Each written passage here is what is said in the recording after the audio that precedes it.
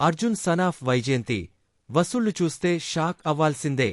Teaser, ట్రైలర్కి మంచి hype రావడంతో cinema భారీ ఓపెనింగ్స్ కొడుతుందనుకున్నారు. కానీ రిజల్ట్ మాత్రం కొంచెం డిఫరెంట్గానే ఉంది.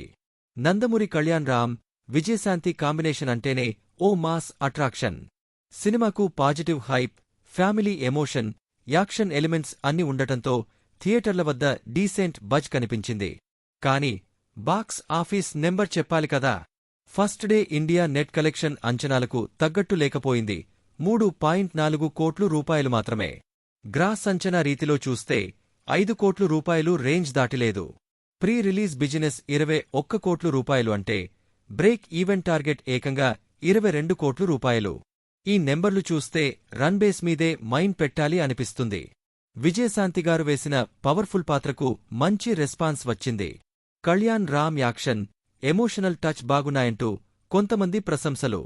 కానీ స్క్రీన్ ప్లే నెమ్మదిగా ఉందంటూ విమర్శలు కూడా వినిపిస్తున్నాయి. సో టాక్ మాత్రం మిశ్రమంగా మారింది. మాస్ ఆడియన్స్ను టార్గెట్ చేసిన సినిమా ఇది. సో వీకెండ్ కలెక్షన్లు డిసైడ్ చేస్తాయి అసలు గేమ్ ఏంటి. మొదటి రోజు ఓకే అనిపించినా మంచి మౌత్ టాక్ లేకపోతే బ్రేక్ ఈవెన్ ఛాలెంజ్ అయ్యేలా కనిపిస్తోంది. మీ అభిప్రాయమేంటి?